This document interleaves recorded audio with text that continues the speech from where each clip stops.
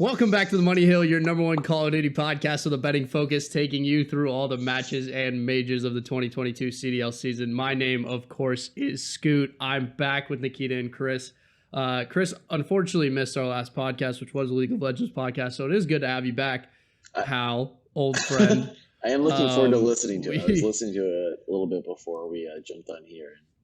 Scoot, I will say, congratulations on me giving you the three-way tie, or the three-leg parlay of CLG winning all weekend. So you're welcome. No, yeah. Like, I mean, I appreciate the odds, but at the same time, you did tell me that two things that can definitely happen wouldn't happen, and then they happened. Yeah. So, a little confusing. Nikki, haven't heard from you yet. How are you doing? Great. Beautiful. It's been an early start for me, 5 a.m. Things are frosty. Oof. Other side of the world. It's funny kind of watching and talking to you guys because our outfits go the polar opposite. So you guys are now in nice t-shirts. Everything's pleasant. I'm having to get all warm. Yeah, I do. Best t-shirt I've seen you wear. I fucking love it. It's awesome. Peanuts and cause, baby. Yeah, it's amazing. He's usually naked around me. But, that's that. And that's just the way things go. Listen, boys, we got Call of Duty to talk about. We're back with Major 4 qualifiers, the New York Subliners home major. It is a sick venue, I'll say that. We're going to be there. It's already been previewed. It looks fucking sweet. There is a possibility that Chris and I will be there. Chris will be there. Whether or not you're there. Yeah, there's whether or not I'm there and whether or not we're giving out hoodies at the event, things like that are up in the air a little bit. But hopefully we'll have some merch to throw some people's way and gather some Twitter followers or some Discord followers. Some YouTube followers, I hope. And you're listening. And some YouTube followers. Yeah, I mean, listen, the clips that have been put up are pretty solid recently, if I do say so. Mostly featuring my face. They have. But, you've been on fire. Honestly, you're on a run across League and COD over the last 2 months, which is unreal. The calling the G2, then calling the EG, now calling the CLG, nailing it in COD. It's you have become a little oracle. Yeah, what's going on? Our best is the oracle. I'm back to my old ways with Counter-Strike betting and how I used to be, which is not a good thing if you ask anybody that doesn't understand what's going on.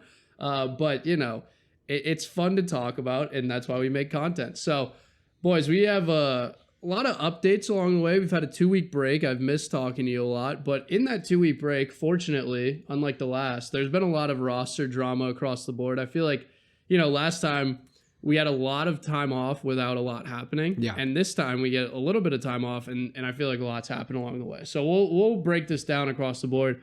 Starting with Atlanta FaZe, nothing's going on there. Same roster. Boston Breach. Continue to underperform drop capsule of a major. Yep. Keep going. Yeah, I mean, we'll see. Who knows what the predictions are for this major upcoming. But I feel like I know where you stand now. Boston Breach, they drop Capsule and they add Vivid from Florida. So we'll get into what Florida did a little bit later. Personally, for me, something had to happen. They had a pretty abysmal last stage. Unfortunately, looking back on it, I don't think Methods played that well, and I don't expect that to continue, but there was a lot falling on their SMG players and kind of how poorly they were playing. So somebody had to go. It seems like they're leaning Nero's way as the performer. And I think Vivid is a good piece to fit in here. He's definitely a veteran, been around the block a little bit. I think this is an improvement. I don't know where you guys stand on it. It seems like kind of it's not a lateral move, I would say. It's a little bit upwards. Yeah, I think so. I wasn't that impressed by Capsule. Not unimpressed. I didn't think he was playing bad, but I just didn't think he was that good. I am more of a Vivid fan, but it kind of remains to be seen, how does he perform? Look, I think the context is super important here, right? Boston Breach is currently sitting in 6th at 130 points. That's basically right in the middle of the table, but 20 points away from 9th and 10th. And so these guys are fighting for playoffs, right? And so yeah. I think that the way that the recent performance indicates, you have to make a move. You have to get something spicy going. You need the halo effect for as long as you can get it. I think it's a solid move by those guys who are really fighting for that playoff spot. Yeah, I'm more curious about Listen, why they you changed bring in a veteran Vivid, from Florida. That's the thing that I'm uncertain of. The Vivid Florida one is kind of weird because they do have the most AR top heavy roster like in the league, and the changes that they've made on the back of that, I guess we can kind of move into this because they did get Vivid from Florida, right? And then Vivid, or at this point, Florida's, kind of scrambling to find a player.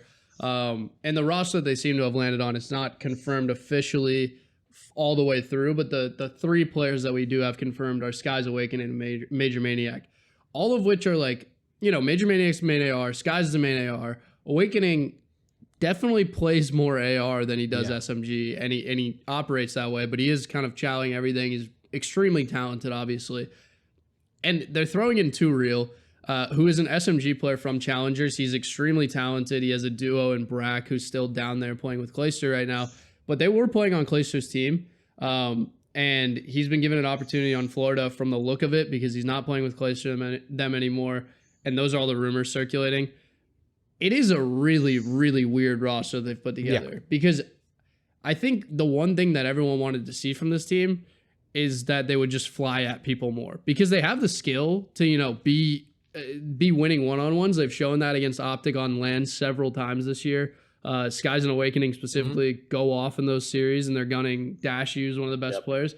But this is a really weird roster to add Major Maniac to. And Dave Patty was one of the slower players on that team, and Major Maniac's no faster. So I don't know where you guys stand. It feels they originally were going to like a flat add move. ASIM instead of 2 Real, which I was like fucking disaster. So luckily they avoided that.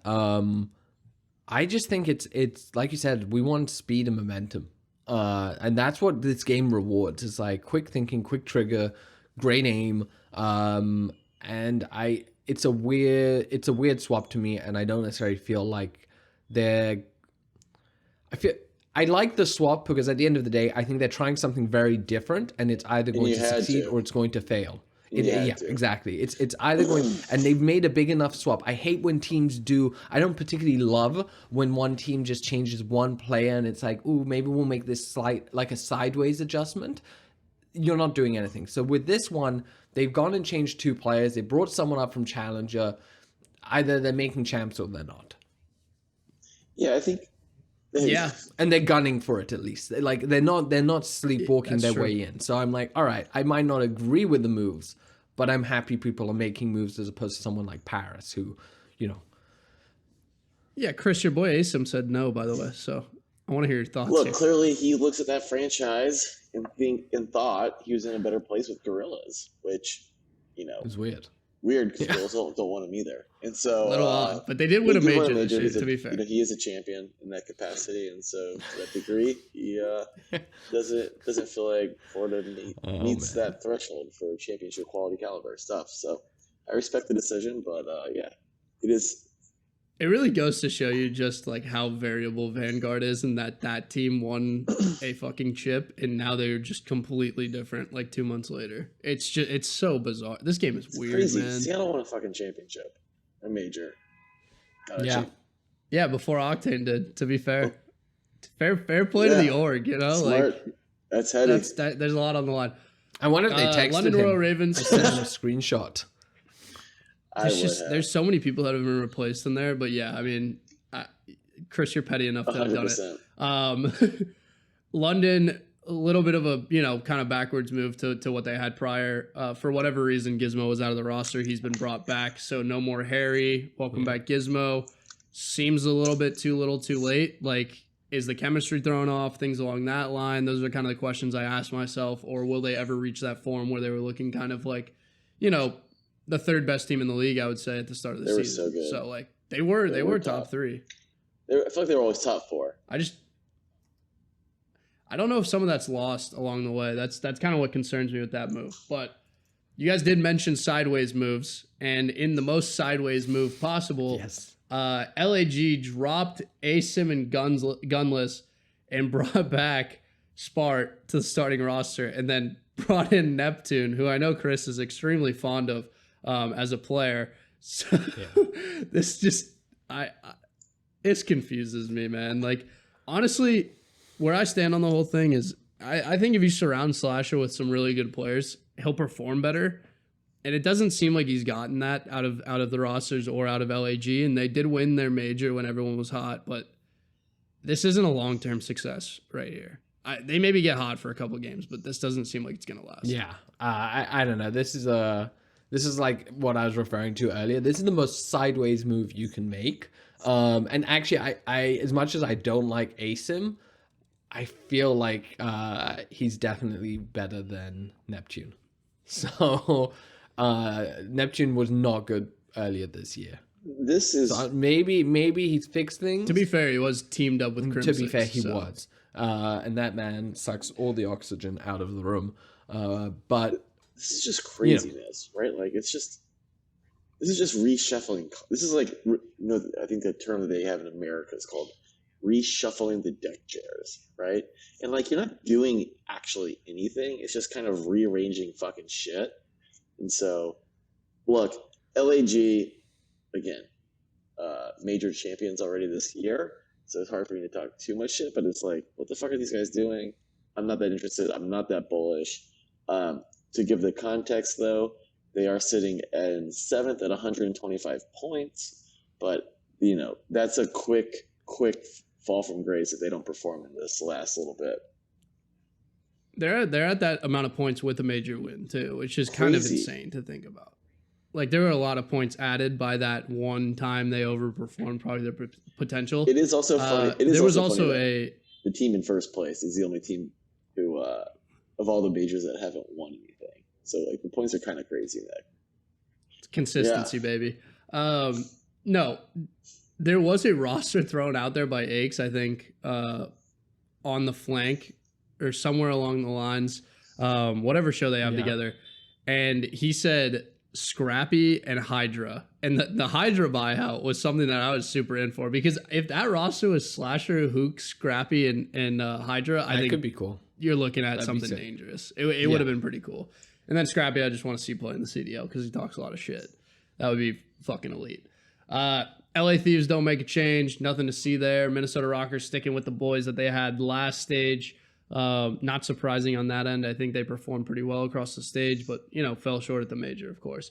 Subliners not making a change. Pretty much out of contention at this point, but there is a path for them to make it. So, a little iffy. They got to win the major. Pretty much go 5-0. OpTic Texas was going to bring back Illey. We're looking at Prolute again. Illey maybe is back for champs, but it doesn't look extremely likely. He has a hand He's issue. got some serious problems. Like a hand injury.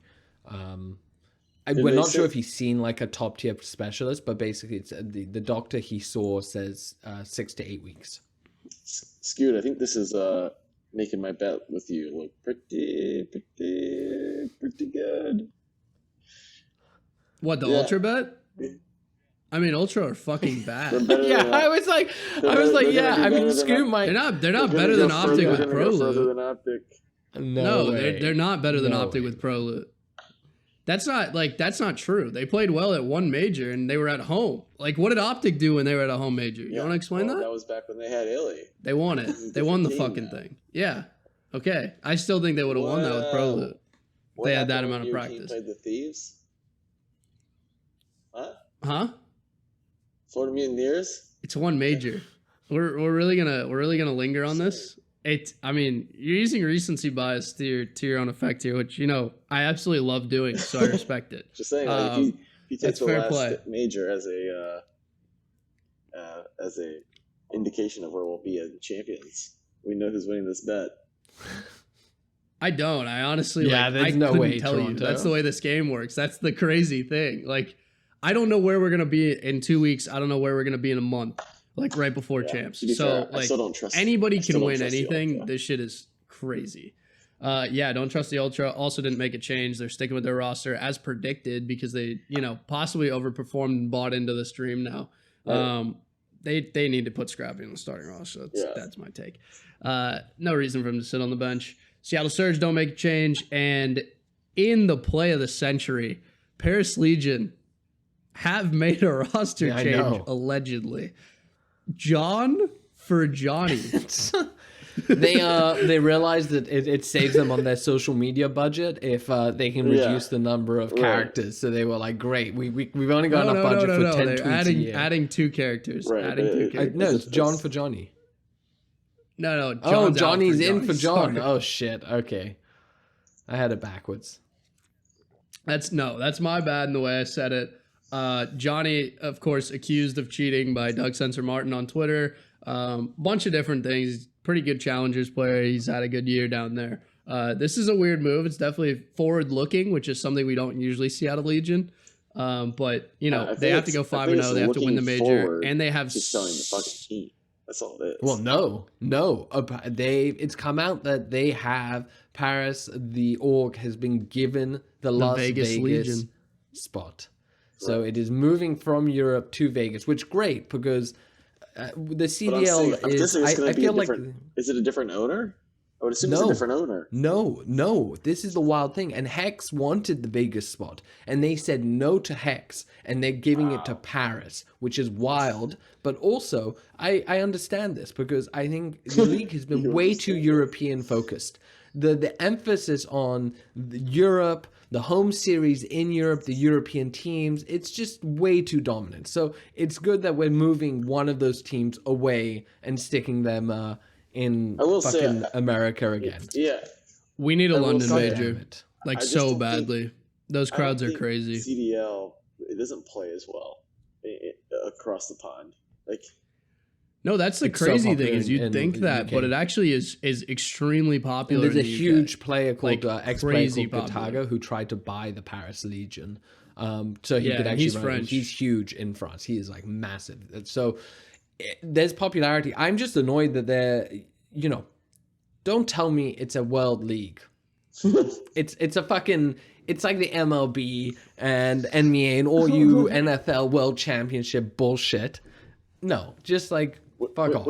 I mean, I don't think Europeans could put together a football team that are beating American football teams. But that's we played rugby with no pads. Yeah.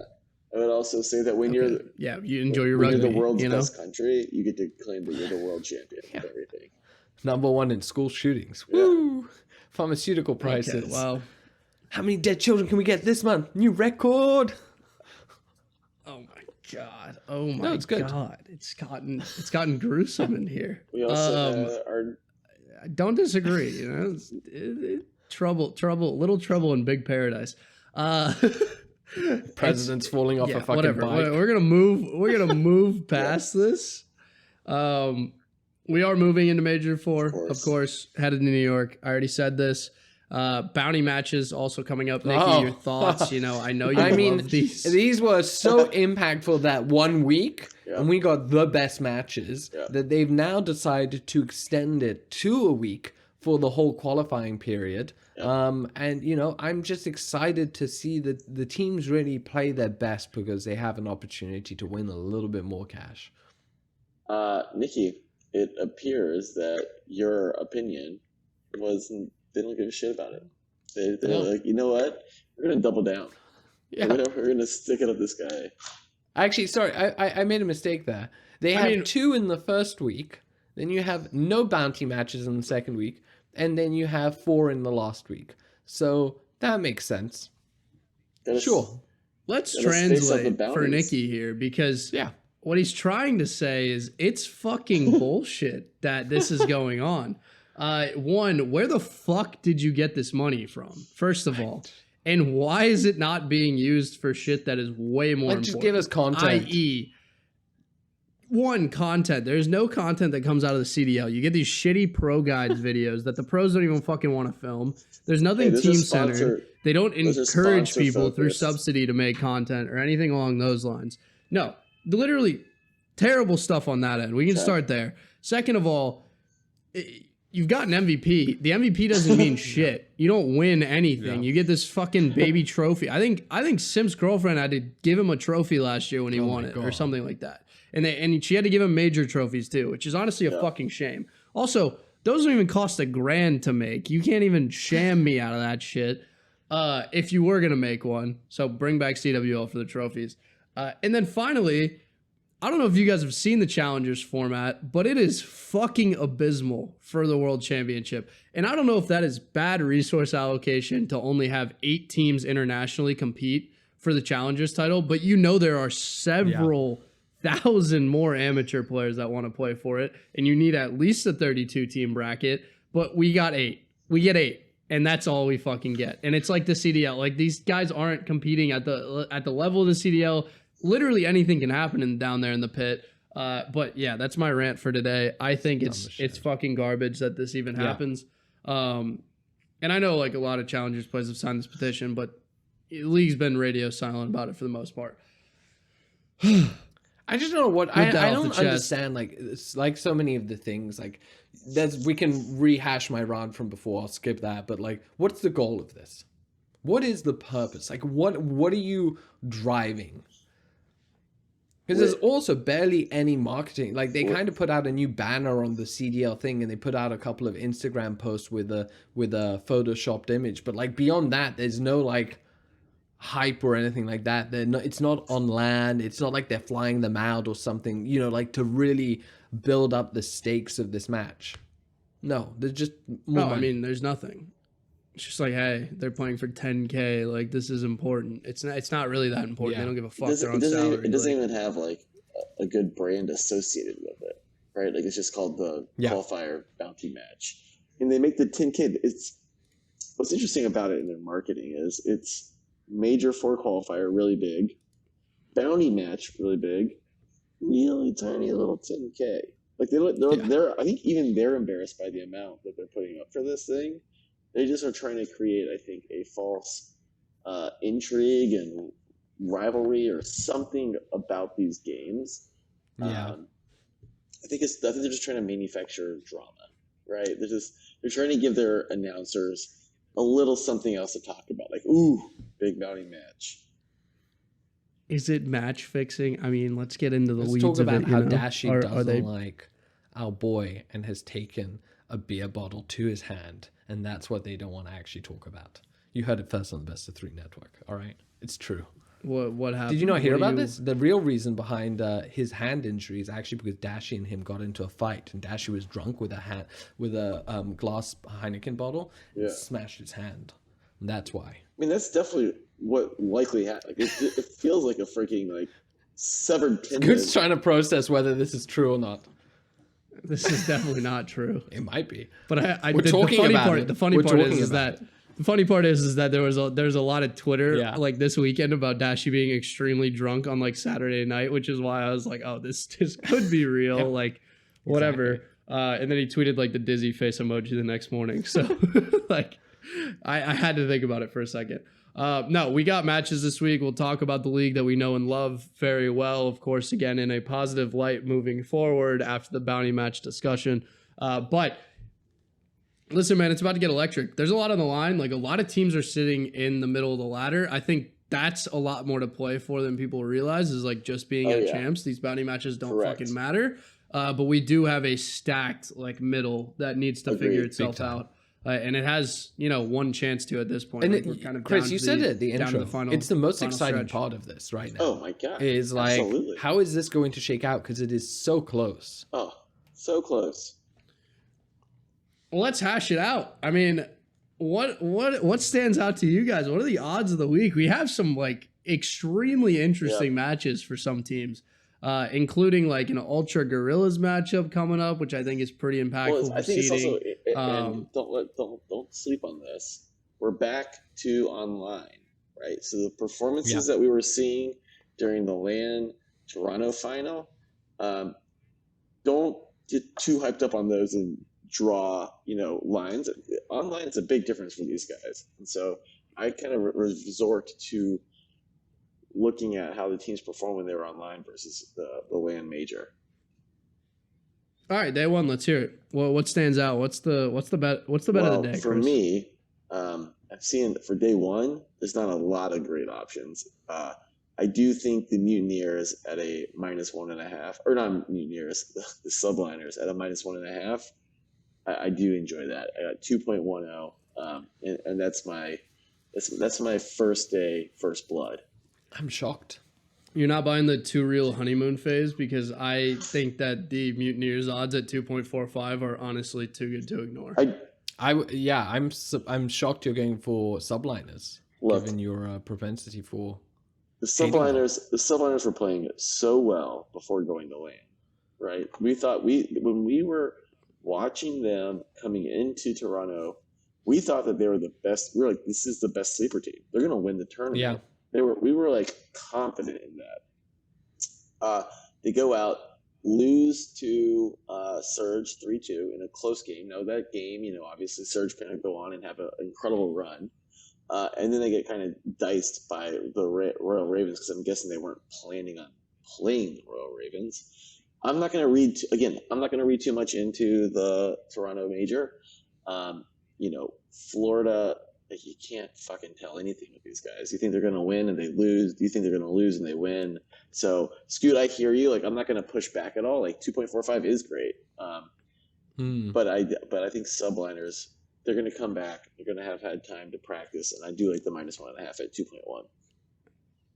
I mean, there's a little diagram that I would love to pull up, but it's did Florida win their last match, and the answer is no. Win. So you bet on Florida to win. That's how this goes. They never win twice in a row, and they never lose twice in a row. They just do the 500. Which is their strategy and has been since the beginning. I don't even know how to stop that. It's honestly, you could have made so much money at this point if you just bet Florida opposites. I'm taking Florida there. Nikki, I kind of am with the Florida train. I just think also there's been more stuff coming out around Subliners. They don't even have a full team. Sitting here today, they have 3 teams. They're going to lose if they have to play 3 on. No, they have 2 real. They have 2 real. They definitely have him. They have him. He'll be there. How real is he? It's like fake it. He's too real, man. He's nasty. Apparently, like that's what I've heard. I've only heard good things about him. I'm with you on it. I think you nailed it. Like kind of one. I just don't think the Subliners. I think whatever spark they had is gone. The time to show up was the major. Without it, now, like as we were talking about this in the Discord. Guys, check it out at Bo3 Network on Twitter. You can find the link in the pinned tweet. We have all these new Discord channels. It's beautiful. We do. It's looking so nice. Just automatically tweets the videos and the tweets. It's so good. It's excellent. Yeah. Shout out to our boy for doing that. But the main point is just around while statistically New York could still make champs, realistically it's not happening. So what do they care about any of these matches? Pride. That went out the window a long time ago. There definitely is a whole lot of ego. There is, but that to be fair, you would have thought that pride would have meant showing up at the major. So I'm with you on the Florida one. I'm shocked Chris isn't going for LEG over Toronto Clayster. Ultra at 4.52. Wow, the odds there are just atrocious. 4.52 is atrocious? No, Ultra are beating LEG. LEG is a complete free fall.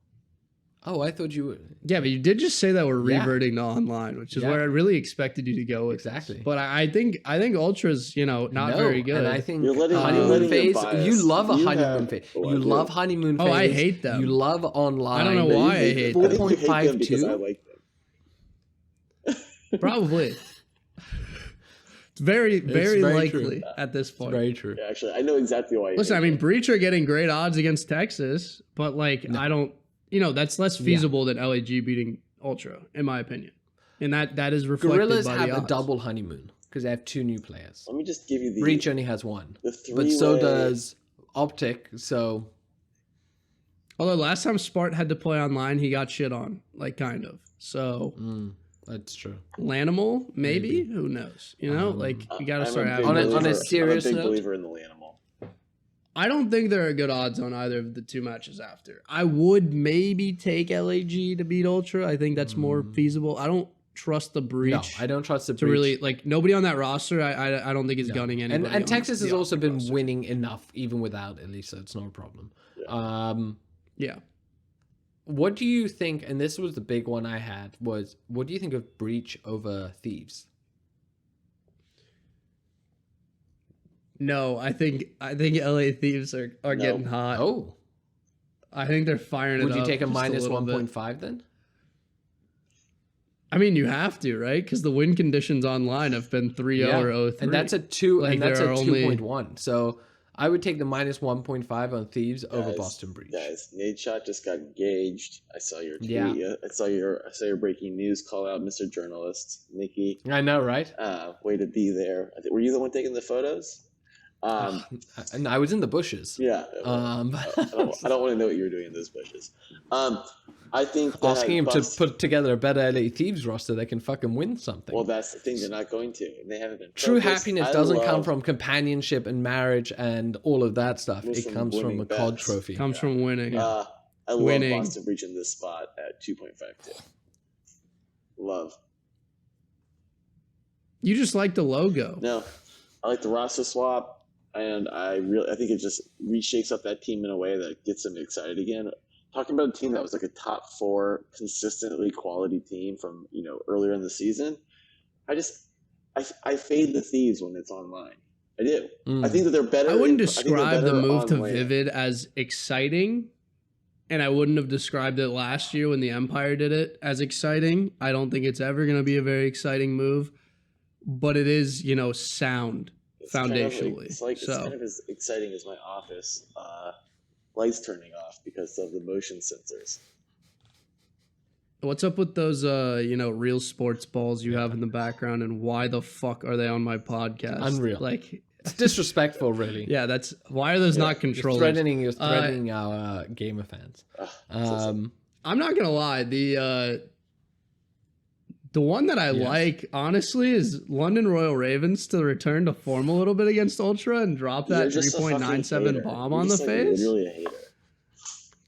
If you don't think that Ultra is losing one of these 2 matches, you're fucking crazy. You think Ultra's gonna go 2-0? I do.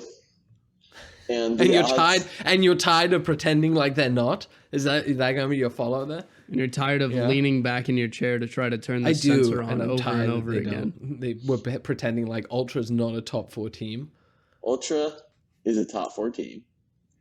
I'll go so far as to say -1.5, -1.5. Oh wow. Okay. If you're right, you're right. You still owe me $10. So I will take it's that bet. 2.61. And it's that's just not even good enough odds. You still owe me $10, so I'll wager that's the money point. you That's owe my me, point. Chris. Is that the odds on Ultra are so bad. I don't think they're worse than these teams, but I will wager. That's the right take, Scotty. That's the right take. Yeah. I don't think they're worse than London. That's true. There's a chance that London shows up with Gizmo and is far better than they've been playing, which I think is worth 4.0 a friendly odds. bet here. And there's a chance that LAG just beats 100% agree with you, Scoot. Friendly bet, Chris. That's the right take. I will bet you the $10 you owe me that Ultra does not go -1.5 both games. That Ultra does not go minus. Yeah, I mean, I know they're not going to go -1.5 both games. You just said you'll take both -1.5s. But then I looked at the odds. I'm like, that's an awful bet. I would never do that. He's giving you but I'm giving you 1-to-1. So Nikki holds in some escrow account some portion of cryptocurrencies on my behalf. I think that the total sum of that account at this point is worth $10. So well, I mean, it's bombed, so whatever. I will highlight as well that Subliners Guerrillas, I think that's accurately priced, I would say, kind of, even though LAG might be worth the taste. It feels like books have kind of forgotten how to set lines here just because we've taken this break. It's a little interesting. Like, they're very extreme. How is Paris Legion 8.56 against the Seattle Surge? Well, because Seattle just won, man. But I think I'm less surprised by Paris being 8.5. I'm more surprised that they're 1.06. That is really astounding. Insane. Like FaZe in the most dominant year they had, which was last year, were never at 1.06. Yes, they were. They were at 1.01. No, FaZe was they were. They had a couple matches where they were real low. Like I know they were 1.1, 1.2. No, but okay, I got fine. like a 1.03. Even we say so. You're saying comparable. Seattle Surge winning 1 is the same as FaZe winning like 3 out of 5 or 4 out of 5. Like okay, the plus 1.5 on that game is 4.0 odds. You have to be fucking brain dead not to. You have to take that. Right? Paris is bad. They're not that bad. Oh no, they are. It is crazy that the over under 3.5 is like dead even. Let's just see, Nikki. Like that's also just 1.869, 1.869 across the board. I want to shout out on day 2 though. OpTic Texas versus Minnesota ROKKR. Minnesota went 5-0 last stage. Like we can't, shy away from that. They had a bad major performance. They're definitely capable of winning this game. And I am a huge OpTic fan, so I would like to see them not win it, which means that I can bet on Minnesota and make money at 2.6, or OpTic wins, and I'm very happy. That did stand out to me, Either but way. I just was so shaken by their terrible performance in the major that I'm like, can I trust them? But the line is phenomenal. It's not For like I where will they say, are. the mentally. fundamentals Quite felt good like they enough. were there. I think it's You not know, quite good enough though. Like 2. It's online. 2.6. They might lose. Yeah.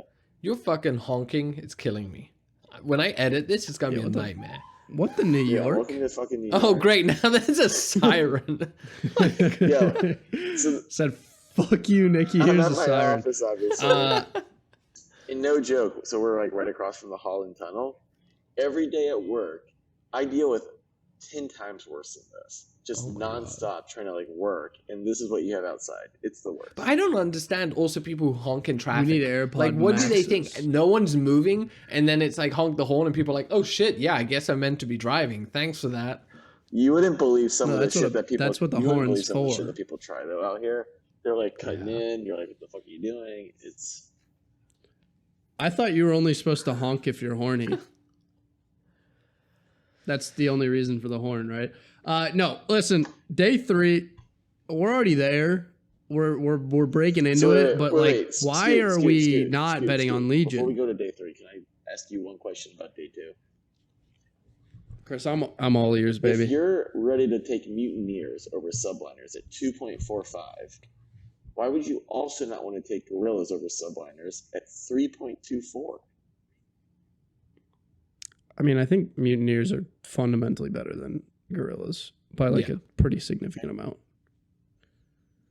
That's like that's why. But your basic premise that- for why Subliners are not going to be able to beat Mutineers is that they don't care, they're not going to be trying, they have nothing to play for, yada, yada, yada.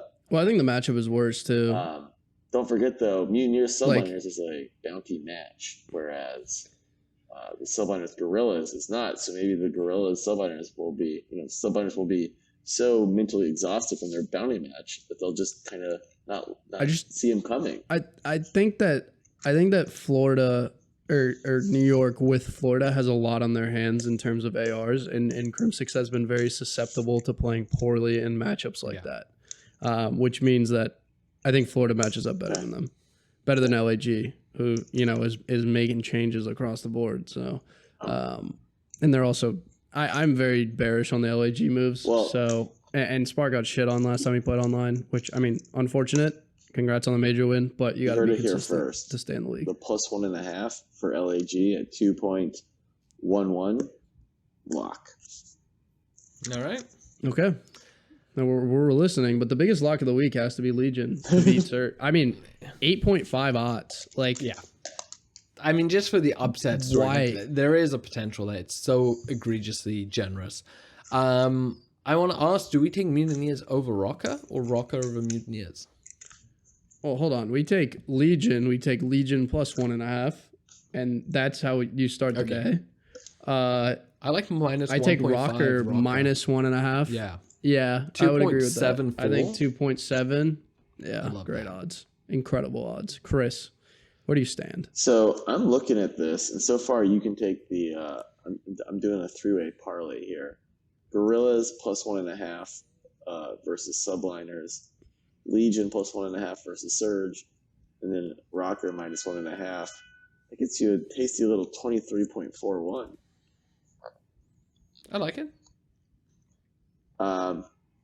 Interesting. That's a little out there. What about FaZe Thieves? I want mean, this Thieves is, just because of the odds. 4.4 on the money line for Thieves Totally. to beat FaZe. I I think it's so completely agree. generous. It's just And- like I'm not going to mess around with minus plus whatever. Just straight up money line 4.4. Yeah, I agree. I will say, you got to look at the breach That's match a fucking little stole because, our like, line. one, they're favorited. They're favorited in that match, and the line won't adjust against FaZe. Like, nobody's gonna react to them beating breach by being like, "Oh, now they're gonna fucking smoke FaZe." That'll probably go down to like 4.2 maybe if they like fucking destroy breach. But I mean, no great adjustment there, and you get a little visual ahead of time. So why not? I think you're going to get a bunch of people piling in. Like, I think this line is very generous because of the time of the week it is. I think that'll move to like 3 by game time. I don't So disagree. I would take it now. I'd put a taste on it now. But Nikki, I agree with you. You actually stole my line, which was I was going to say watch the Thieves Breach match, because if they win on against Breach, then they're definitely not beating Thieves. They're not beating FaZe. But if they lose to Breach, then I think they should have a decent chance in the similar Florida Mutineer fashion, where they could actually come out and maybe be firing against the FaZe. You want to hear the fact of the year? Give it to me. Cellium's only gone negative in 2 series. Wow. It's actually That is incredible. wild. Like if you look at the graph, it's like a bar chart. I heard you lost a shitload of money when you were in Jersey, where betting on Call of Duty is illegal. And you got margin called by the bank. All of this, all this jazz. Lucky to even have a job. One of the 2 days. The rest of them have been really green. Heard you bet the deed of the apartment. That's just news, from a little birdie. Listen, I gotta ask you before we start a stage, and it's a question that's always there, but who's winning it all? That's the real thing that people want to hear is of what? Who's taking it home. Oh yeah, the major. When we're hanging out in New York together, rocking dope hoodies, chilling, doing podcasts live from the King's Theater in Brooklyn, my backyard. Who's going to be cutting down the rafter? Do you think Ultra? Who? Is there a question? Yeah, I knew it. Some fucking stupid shit. Yeah, it's a waste of time talking to you. Welcome to America. I think I kind of want ROKKR to win it. Ah, fuck, you stole my goddamn line. I mean, they have to win because they're not going to win champs. No. So it's about time. No, they're going to win, Chris. I already predicted. I predicted this last stage. I said they're going to go 5-0 in the stage, drop out of the major very quickly, and then bounce back with a 3-2 stage, end up in a winner's bracket and make a run. Look, that's your story, and you're sticking to it. The Ultra are going to win, and it's going to be fantastic. Well, the problem is they can't beat ROKKR. Yeah, so they also just can't beat a lot of teams because they're not very good. Yeah, they can't beat anyone. They can't beat anyone in the top 6. They came in 3rd place last major. I don't even think they had that tough of a road. Well, where was your team? I think it was like fairly easy. My team beat all the teams in front of them. I mean, LA Thieves was like actually like legitimately hot. Some teams were boosting their statistics against dog shit teams. Thieves, so they were burnt out. Yeah. It's like when you they had to go to sleep and then it was push final too hard day. and then you're tired and that's it. They got lucky. I guarantee you, if they played Saturday night, Ultra loses that match. Can't prove a counterfactual. 100%. What I will say is, if the Ultra don't win, I do think you're going to get a FaZe win. I think that it's FaZe's time. I think that I kind of like the narrative of them not winning and then just cleaning up champs, because like that does feel like a very FaZe thing to do. But I think FaZe, you're going to see them finally kind of get off the snide and get a victory before the major championships. The perennial second place team, the prodigal son returns. That's possible. I don't disagree, but I think it's ROKKR's time and it's Attach's turn to get a slice of the pie. But, however, if you disagree with that point and want to join the conversation, join us on Discord, which is in our pin tweet on Twitter at Bo3 Network. You just click that little link, hit join Discord. You'll be in the conversation with us. You can shit on us. Discord looks nice now. We got it revamped. It's looking clean. Just making some final adjustments on that end. Of course, if you're going to go to the Twitter, you might as well follow us there as well. Like, why the fuck not? That works itself out. Hit that fucking button. Turn on the notifications if you're really that interested. It does make it easier. And then finally, it does. If you're listening, you should be watching over audio, which would be, Apple Podcasts, Spotify, wherever you can find us, Best3 Network, Money Hill, whatever you want to search, you should be watching. Go to our YouTube, hit that fucking bell, the subscribe button, the like button, leave a comment. We pretty much respond to everybody that comments, I would say, for the most part. There's not a ton of them to respond to, but we have time. Indeed. Loads of free time. Yeah, we got nothing but time, It's we make a podcast on Call of Duty. We got fucking time.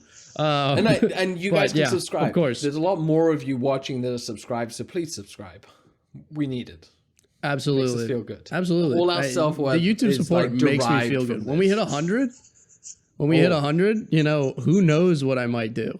who knows what liquids might be involved. But we'll see. We'll have to cross that bridge when we get there. If you have any suggestions, of course, thank you for listening. Please let us know. Oh yeah, absolutely. Please throw them in the Discord. Join the conversation. Plug it again. Why not? But with that being said, thank you for listening to another episode of Money Hill. We will see you next week. I'll let these guys see themselves out. Bye, everyone.